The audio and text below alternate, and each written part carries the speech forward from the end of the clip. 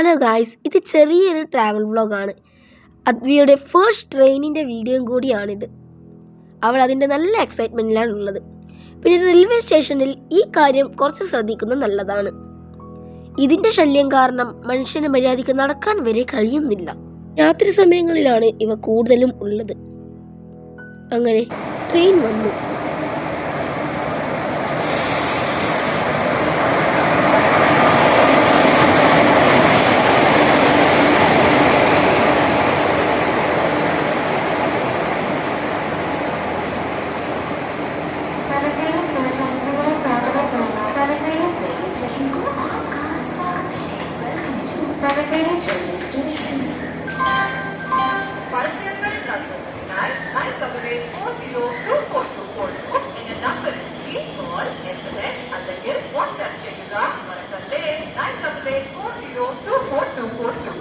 യാത്രക്കാരുടെ ശ്രദ്ധയ്ക്ക് train number 1660 തിരുവനന്തപുരത്തോളം Mangaluru വരെ പോകുന്ന നവേലി एक्सप्रेस ഒന്നാമത്തെ प्लेटफॉर्मिल निकलती।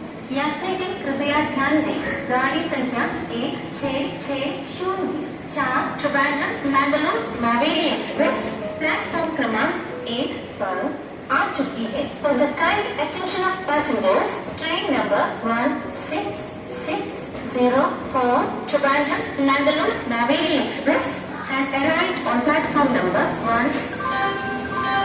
എൻ്റേത് B4 കോച്ചായിരുന്നു.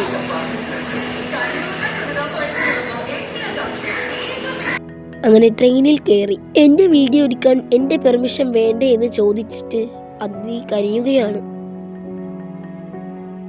അങ്ങനെ പുലർച്ചക്ക് ഹരിപ്പാട് റെയിൽവേ സ്റ്റേഷനെത്തി. 3:30 അവിടെ എത്തിയത്.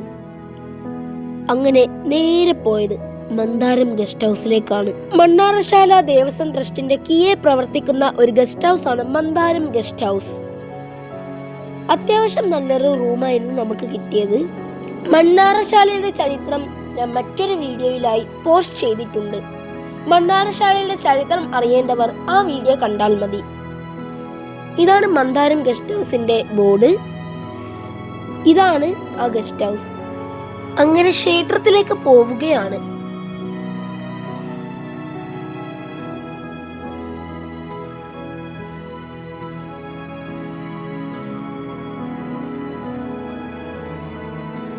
മന്ദാരം ഗസ്റ്റ് ഹൗസിന്റെ മുമ്പിൽ തന്നെയാണ് മണ്ണാറശാല ക്ഷേത്രം സ്ഥിതി ചെയ്യുന്നത്.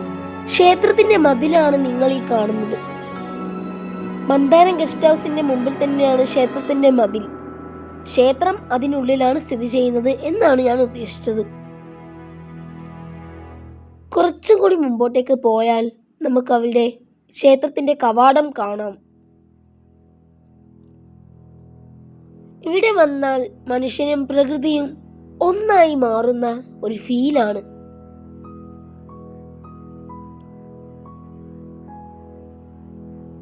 ഇവിടുത്തെ ഭംഗി പറഞ്ഞറിയിക്കാൻ കഴിയില്ല.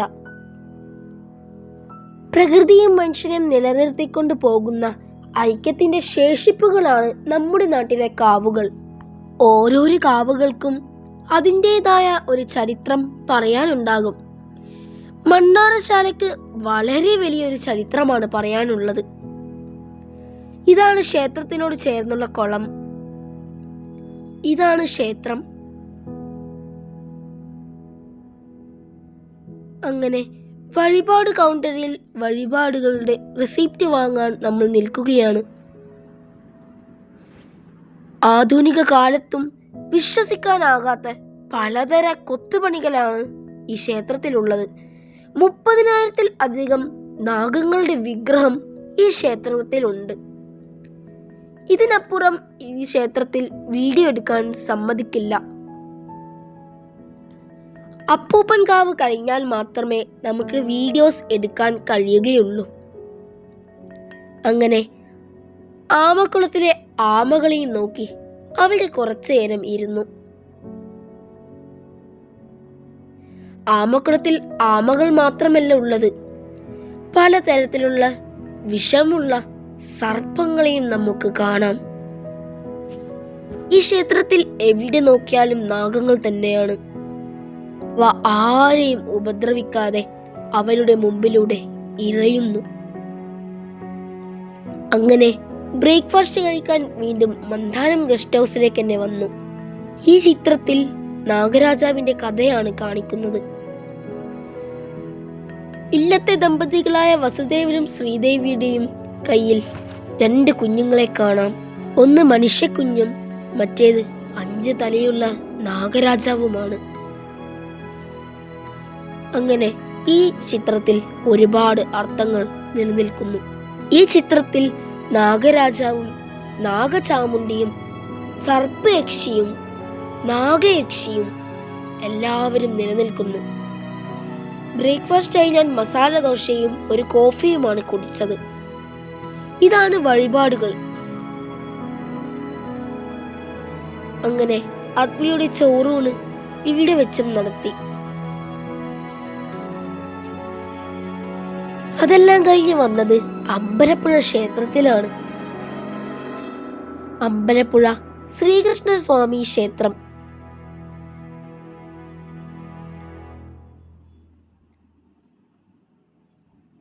അമ്പലപ്പുഴ പാൽപ്പായസത്തിൽ പഞ്ചസാര ഇടുമ്പോൾ വാസുദേവ എന്ന് പറഞ്ഞ് വിളിക്കുമത്രേ. അപ്പോൾ അത് കേട്ട് ഗുരുവായൂരപ്പൻ ഈ പായസം കുടിക്കാൻ ഇവിടെ എത്തുമെന്നാണ് വിശ്വാസം. ഞാനും അമ്പലപ്പുഴ പാൽപ്പായസത്തിൻ്റെ റെസിപ്റ്റും വാങ്ങി കാത്തിരുന്നു. കുഞ്ചൻ നമ്പ്യാരുടെ മിഴാവൊക്കെ കണ്ട് അവിടെ ഇരുന്നു. കുഞ്ചൻ നമ്പ്യാരുടെ മിഴാവുള്ള മണ്ഡപമാണിത്. അവിടെ കയറിയിരുന്ന് കാത്തിരിപ്പ് തുടങ്ങി. ഇതാണ് സിജു അങ്കിൾ. ഈ അങ്കിൾ ഉള്ളത് കൊണ്ടാണ് നമുക്ക് അമ്പലപ്പുഴയും എല്ലാ ഇടവും കാണാൻ കഴിഞ്ഞത്. അല്ലെങ്കിൽ മണ്ണാറശാല മാത്രമായിരുന്നു നമുക്ക് ദർശനം വാങ്ങാൻ കഴിയുകയുള്ളൂ. സിജു അങ്കിളും എൻ്റെ അച്ഛനെ പോലെ തന്നെ ഇന്ത്യൻ ആർമിയാണ്. അങ്ങനെയുള്ള പരിചയമാണ്.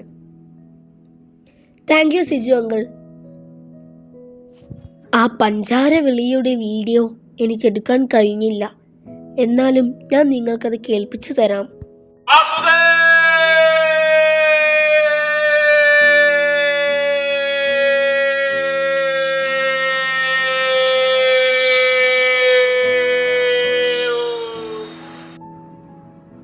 പിന്നെ ഇതാണ് അമ്പലപ്പുഴ ക്ഷേത്രക്കുളം. വളരെ വലിയൊരു കുളമാണിത്. കുളത്തിൽ കാലും കൈയുമൊക്കെ കഴുകി ക്ഷേത്രത്തിൽ ദർശനമരുളാൻ വേണ്ടി പ്രവേശിക്കുകയാണ്. നാലമ്പലത്തിൻ്റെ ഉള്ളിൽ വീഡിയോസ് ഒന്നും എടുക്കാൻ കഴിയുകയില്ല. അങ്ങനെ ദർശനമൊക്കെ കഴിഞ്ഞ് അമ്പലപ്പുഴ പാൽപ്പായസത്തിന് വേണ്ടിയുള്ള ക്യൂവിൽ നിന്നു. അമ്പലപ്പുഴ പാൽപ്പായസത്തിൻ്റെ ക്യൂ നിങ്ങൾ കണ്ടില്ലേ? അത്രയും വലുതാണ്. എനിക്കും കിട്ടി 1 ലിറ്റർ അമ്പലപ്പുഴ പാൽപ്പായസം. അങ്ങനെ ഉച്ചഭക്ഷണം കഴിക്കാനായി എത്തിയത് സിജു അങ്കിൾ പറഞ്ഞു തന്ന ഫേമസ് കുഴിമന്തി കേക്ക് ഹട്ട് റെസ്റ്റോറൻറ്റിലേക്കാണ്. അവിടെയുള്ള കുഴിമന്തി മസ്റ്റ് ട്രൈ ആണെന്നാണ് അങ്കിൾ പറഞ്ഞത്. അതുപോലെ തന്നെ ഇതാണ് മന്ദാരം ഗസ്റ്റ് ഹൗസിലുള്ള റൂമുകൾ. ഏറ്റവും മുകളിൽ നിന്നാണ് ഞാൻ ആ വീഡിയോ എടുത്തത്. സന്ധ്യക്ക് ഹരിപ്പാട് സുബ്രഹ്മണ്യ സ്വാമി ക്ഷേത്രത്തിലും കൂടി ദർശനത്തിന് നമ്മൾ പോയി. ഇതാണ് ഹരിപ്പാട് സുബ്രഹ്മണ്യ സ്വാമി ക്ഷേത്രം. ഈ ക്ഷേത്രത്തിനെ കൊണ്ടുള്ള ഒരു ചെറിയൊരു ഷോർട്ട് വീഡിയോ കൂടി ഞാൻ യൂട്യൂബിൽ ഇട്ടിട്ടുണ്ട്. ഇതും വളരെ വലിയൊരു ക്ഷേത്രമാണ്. അങ്ങനെ രാത്രിയത്തെ അത്താഴമായി ചപ്പാത്തിയും കടലക്കറിയും കഴിച്ച് നമ്മൾ വീണ്ടും റെയിൽവേ സ്റ്റേഷനിലേക്ക് എത്തി. ആ ഇരുട്ടത്ത് ഒരു ചെറിയൊരു മനുഷ്യനെ നിങ്ങൾ കാണുന്നുണ്ടോ? ചെറിയൊരു മനുഷ്യൻ. അതാണ് അദ്വി നടന്നു പോകുന്നത് കണ്ടില്ലേ? ഇവിടെ ഒന്നാമത് ലൈറ്റ് ഇല്ല. ട്രെയിൻ വരുമ്പോൾ മാത്രമാണ് ഹരിപ്പാട് റെയിൽവേ സ്റ്റേഷനിൽ ലൈറ്റ് ഇടുന്നത്. ഇതൊക്കെ മോശമല്ലേ ഗായ്സ്? അങ്ങനെ നമ്മൾ ലൈറ്റുള്ള സ്ഥലത്തേക്ക് വന്നിരുന്നു. ട്രെയിൻ വരാനായപ്പോൾ പഴയ സ്ഥലത്തേക്ക് തന്നെ തിരിച്ചു പോകുകയാണ്. കുറച്ചും കൂടി മുമ്പോട്ടേക്ക് പോയാൽ ഞാൻ നിങ്ങൾക്ക് മറ്റൊരു കാഴ്ച കാണിച്ചു തരാം.